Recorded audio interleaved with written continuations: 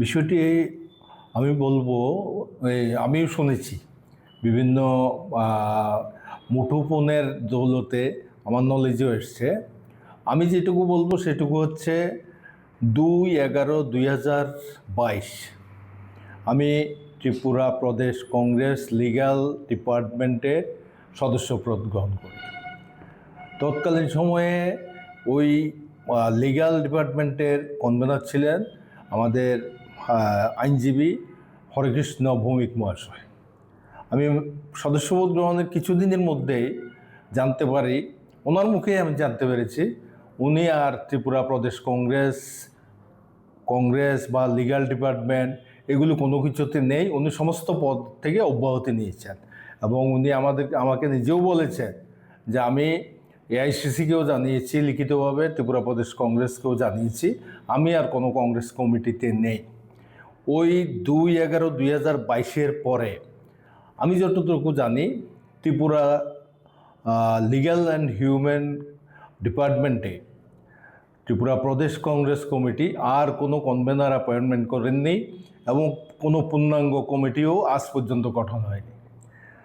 এবার ত্রিপুরা বারে আমি ওই সময় থেকেই বার অ্যাসোসিয়েশনের সভাপতি পদে নির্বাচিত ছিলাম, আজকে পর্যন্ত আছি। 2026-2028 সাধারণ নির্বাচনে ত্রিপুরা বার অ্যাসোসিয়েশনের প্রার্থী চয়ন করার জন্য একটা মিটিং ডাকা হয়। উনি প্রার্থী চয়ন করার জন্য যে কমিটি গঠন করা হয় সেখানে দেখলাম লিগ্যাল অ্যান্ড হিউম্যান রাইটের কনভেনার হয় হিসাবে হরেকৃষ্ণ ভৌমিক আর ছিলেন না, নেই, এটুকু আমি জানি। এই অবস্থায় ত্রিপুরা বার অ্যাসোসিয়েশনের নির্বাচনের প্রার্থী মনোনয়নের জন্য যে 5 জনের কমিটি গঠিত হয়, সাডেনলি ওইখানে দেখতে পাই হরেকৃষ্ণ ভৌমিকও আছে। তো ওই কমিটিতে হরেকৃষ্ণ ভৌমিকের স্থান কে করে দিল, কিভাবে হলো, কবে হরেকৃষ্ণ ভৌমিক আবার কংগ্রেসে জয়েন করেছেন, এটা আমি আজ পর্যন্ত জানতে পারিনি। আমি মনে করি এটা একটা অবৈধ কমিটি হয়েছে।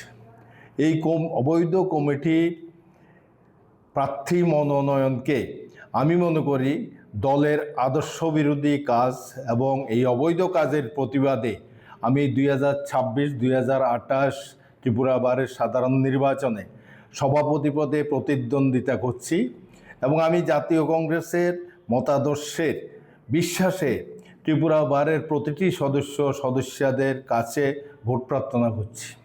পাশাপাশি এটাও আমি বলছি, আজ পর্যন্ত ত্রিপুরা প্রদেশ কংগ্রেস সভাপতি বা ওনার পক্ষ থেকে ত্রিপুরা বারের 2026-2028 নির্বাচনের কোনো প্রার্থী তালিকা আনুষ্ঠানিকভাবে আজ পর্যন্ত ঘোষণা করা হয়নি।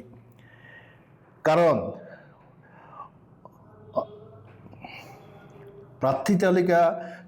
তথাকথিত প্রার্থী তালিকা চয়ন করার দায়িত্ব ছিল সম্পূর্ণ বেআইনি। যাদের কাছে প্রার্থী তালিকা চয়ন করার জন্য দায়িত্ব দেওয়া হয়েছিল সেটা সম্পূর্ণ বেআইনি ছিল।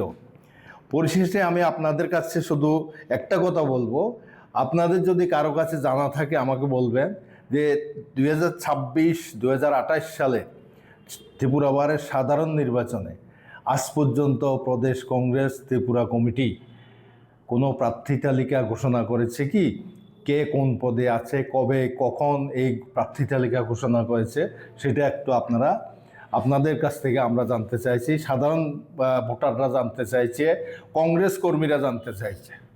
আমি যতটুকু জানি আজ পর্যন্ত এখনও ত্রিপুরা প্রদেশ কংগ্রেস কমিটি ত্রিপুরা বারের কোনো প্রার্থী তালিকা ঘোষণা করেনি। সুতরাং দল যে কথা বলছে এটা যদি আমাকে সাসপেন্ড করা হয়েছে, আমি বলবো সেটা সম্পূর্ণ অগণতান্ত্রিক, অবৈধ এবং তাদের কোনো অথরিটি নেই।